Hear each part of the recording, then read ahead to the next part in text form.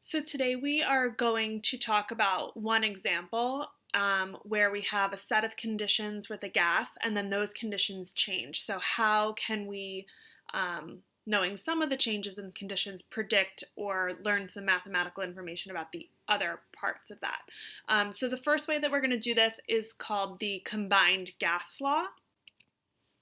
And so the combined gas law is going to take the different variable relationships that we know, and it's going to do what it says. It's going to combine them into a formula. So we know that as you decrease volume and make a container smaller, pressure goes up. That's an inverse relationship. When temperature increases, pressure increases. That's a direct relationship because they happen, one goes up, the other goes up. When the number of moles increases in a container, the pressure increases. Again, that's another direct relationship. So if you look at that, what we know is that inverse relationships will multiply together when we come up with a formula. Direct relationships will divide. So you can see how we're actually going to just combine these little ratios, and we're going to come up with this thing called the combined gas law, and that relates pressure, volume, moles or amount of gas, and temperature. And so we set the first conditions, all labeled with a 1, P1, V1, N1, and T1, equal to the second set of conditions. So we're going to go through an example now.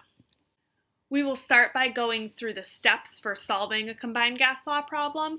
First, in our actual word problem, we're going to identify the information that we're given. I like to circle that if I have paper in front of me. And then we're going to convert our temperature into units of Kelvin. We always use units of Kelvin for gases. Remember, think temperature in Kelvin. So we're going to do degrees Celsius plus 273 equals units of Kelvin.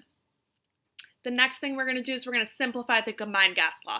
So we're only going to look at the variables that are changing in our sets of conditions. Constants will remain exactly that, constant. We're going to input our information numerically, and then we're just going to solve algebraically. So the question is, the gas in a tanker truck has a pressure of 0.25 atmosphere. When the temperature changes from 0 degrees Celsius to 17 degrees Celsius, what is the new pressure of the gas? So the very first thing that we're going to do is we're going to list out the information that we're given. So pressure 1 is 0.25 atm, temperature 1, 0 degrees Celsius, temperature 2, 17 degrees Celsius. Then we're going to convert those degrees Celsius into Kelvin by adding 273 to each value. So 0 Celsius becomes 273 Kelvin, and 17 Celsius becomes 290 Kelvin. So when I update my information, I've got my Kelvin listed with my atmospheres, and you notice that by pressure 2, I have just question marks. That is what we are solving for. So the next step is to simplify the combined gas law. So we have a closed rigid container, which means that we're going to have two constants. We're going to have moles is going to be constant because no gas is going in or out, and our volume is going to be constant, okay, because we've got a nice closed rigid container. It's not flexible, it's going to stay the same volume. So what I've done here is I've actually written out the combined gas law in different colors. I put the constant variables in black ink, and I put the variables that are changing conditions in red ink. And so what's going to happen is that I'm now going to eliminate those black constant variables from this formula. And so you can see that formula reduces to P1 over T1 equals P2 over V2.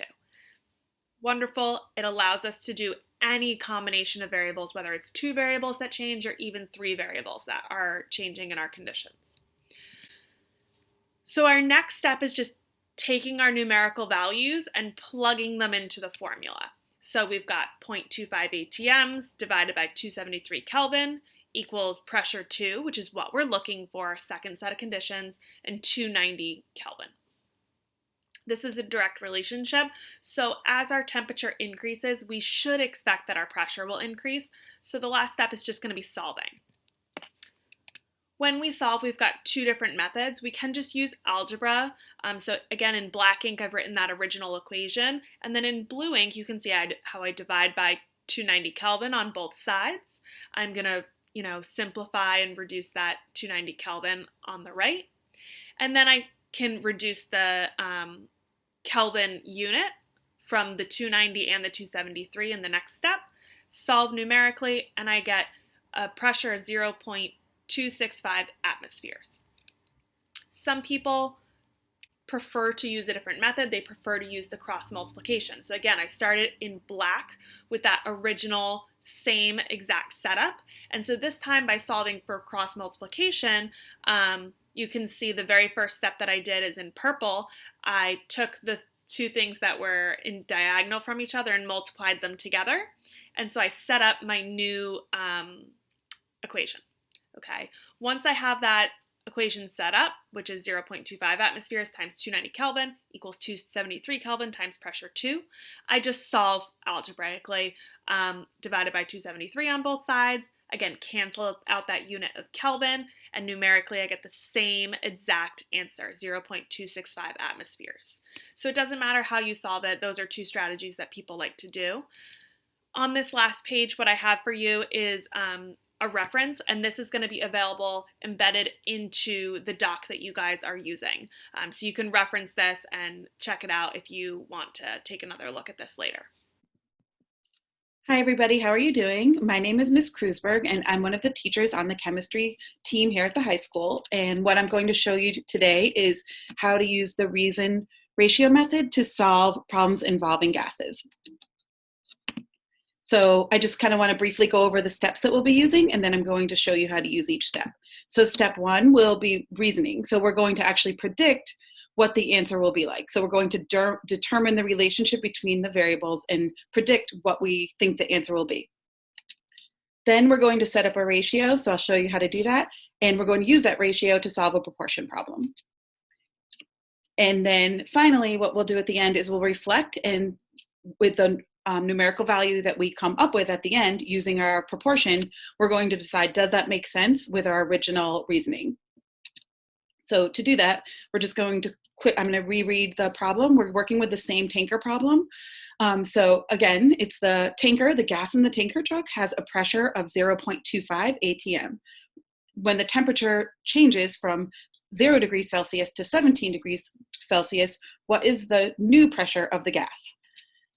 So the first thing we want to do is decide the relationship between the variables. So we know that either as temperature, it's a direct relationship. So as temperature increases, pressure increases, and as temperature decreases, pressure will always decrease. So in the tanker, we know that the first tanker represents 0 degrees in the beginning of the day, and as the day goes on, the tanker warms up to 17 degrees. So in this one, the temperature is increasing. So we'll be using the relationship of as temperature increases, pressure increases. And so we know that the answer to the problem, the pressure, the numerical value for the pressure needs to be higher than the initial pressure. So again, here's the problem, and just a quick reminder of the we've decided that the relationship is that as temperature increases, pressure will increase. So our answer, therefore, must be higher than the original pressure of 0.25 atm. And so we're going to set up the ratio.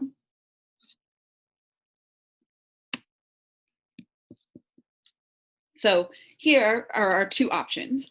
We decide, will the answer, so the numerical value at the end, get bigger, or will it get smaller? And so if we decide that that the variable would get bigger, we would always put the variable, whatever it may be, in this case it will be temperature, on the top. We'll put the larger numerical value, and then on the bottom you would put the smaller numerical value.